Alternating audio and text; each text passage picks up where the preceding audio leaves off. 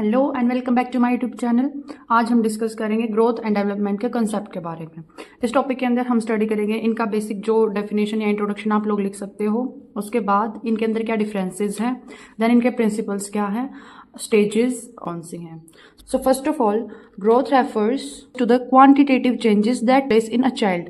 Quantitative changes क्या होते हैं जिनको हम मेजर कर सकते हैं या काउंट कर सकते हैं, जैसे वेट और height. So, in simple words, growth means changes that can be measured or observed in terms of numbers. For example, increase in height, weight, body size, growth of muscles या bones. Growth is mainly quantitative and physical in nature. Physical in nature मतलब हमारे physical features में changes आते हैं, तो इसीलिए growth है वो physical in nature होता है। इसकी definition भी आप याद कर सकते हैं। According to L.K. Frank, the changes that occur in any physical aspect are known as growth. मतलब किसी भी physical aspect के अंदर changes आते हैं उनको हम growth बोलते हैं। Now development. Development refers to the qualitative changes that takes place in an individual. मतलब qualitative क्या होते हैं? Skills, intelligence, knowledge, मतलब जिनको हम measure नहीं कर सकते but हम उनको observe करते हैं उनकी reasoning skills से, उनके conversation या तो डेवलपमेंट के अंदर कौन से आते हैं? Thinking, intelligence, language, emotion, social behaviour. इन चीज़ों को हम इजीली नंबर्स में मेंशन नहीं कर सकते, बट जिस तरीके से हम उनके साथ इंटरेक्ट करते हैं या कोई और फॉर्म ऑफ स्पीकिंग या कन्वर्सेशन या सोशल रिलेशंस की बात आती है तो उनके थ्रू हम इन सबको ऑब्जर्व कर सकते हैं। तो these are called qualitative changes और development.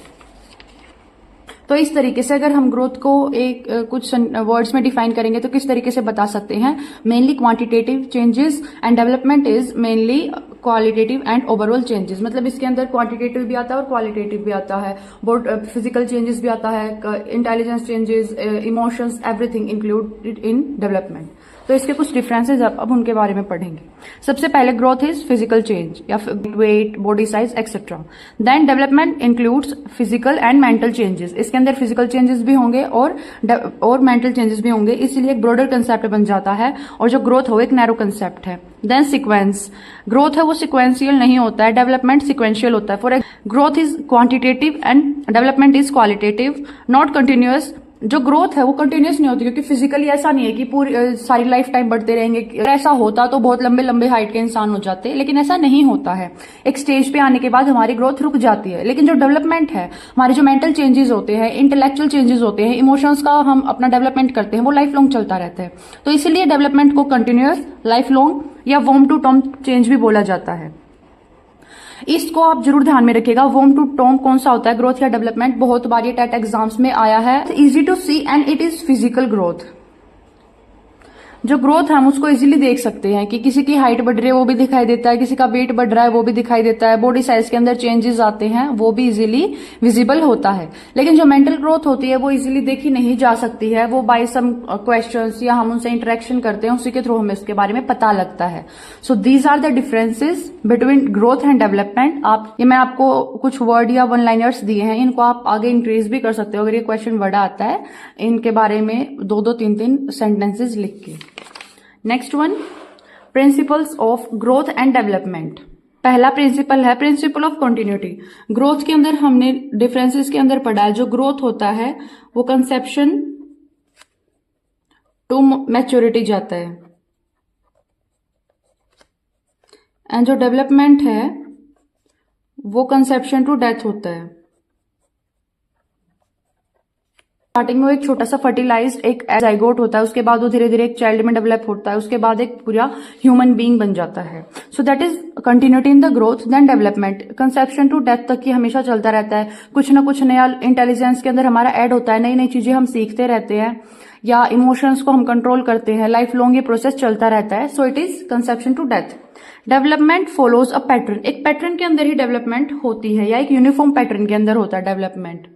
Next one is development proceeds from general to specific. General to specific का मतलब क्या होता है कि पहले एक पूरी चीज के डेवलपमेंट होगी और फिर इसको एक स्पेसिफिक के अंदर आएगी।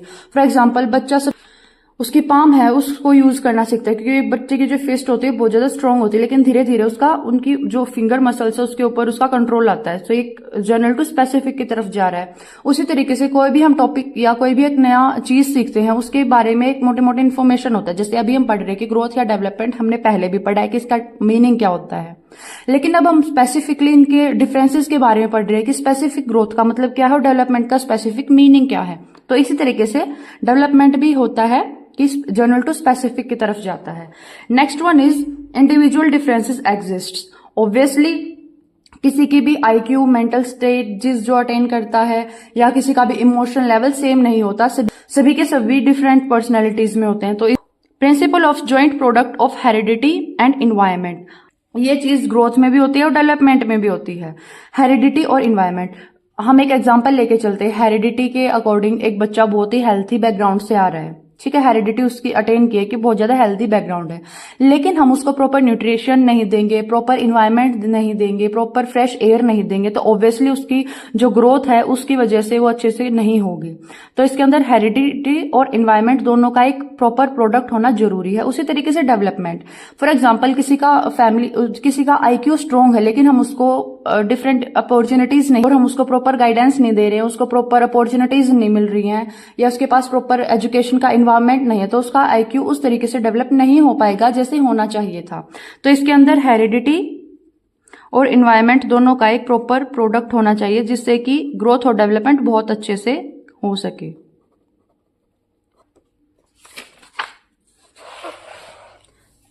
नेक्स्ट हमारे पास है प्रिंसिपल ऑफ डायरेक्शन। ये बहुत इंपॉर्टेंट है, दो टर्म्स सिफेलोकॉर्डल एंड प्रोक्सिमोडिस्टल। ये वन वर्ड का आंसर भी आ जाता है आपके एमसीक्यूज के अंदर, या इसको डिफाइन करना भी आ जाता है, और प्रिंसिपल तो ये होता ही है।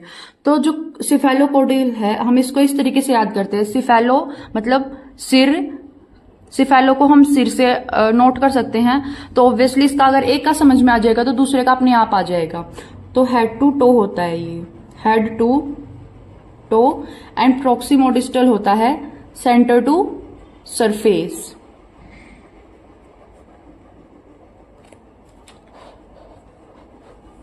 Next one is principle of integration. Principle of integration का मतलब है कि कोई भी एक बॉडी पार्ट में या एक इंटेलिजेंस या एक एस्पेक्ट के अंदर चेंजेस या डेवलपमेंट या ग्रोथ नहीं होता है, हर चीज साथ साथ चलती है। इमोशनल, फिजिकल और सोशल जो हमारी डेवलपमेंट है वो साथ साथ होती है। ग्रोथ का एक ये नहीं है कि सिर्फ वेट बढ़ रहा है तो हाइट नहीं बढ़ रही, या कोई एक बॉडी पार्ट बढ़ रहा है लेकिन दूसरा बॉडी पार्ट नहीं बढ़ रहा, सभी के सभी साथ में ग्रो करते हैं।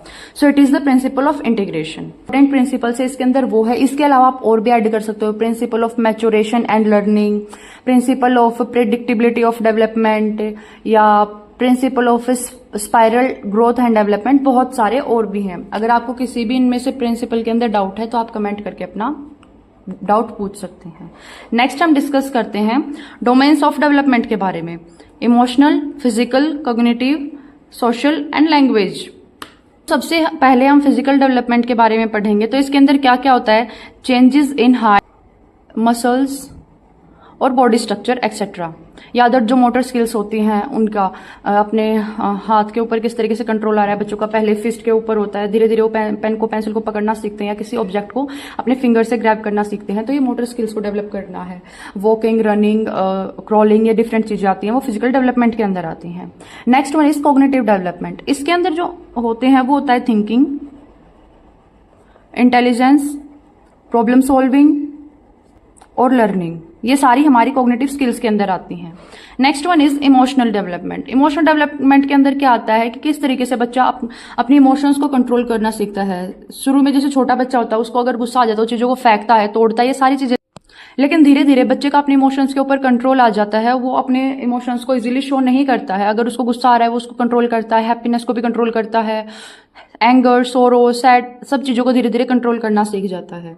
One more important aspect in the development of emotions is self control, confidence and personality. ये सारे के सारे हमारे इमोशनल डेवलपमेंट के अंदर आते हैं।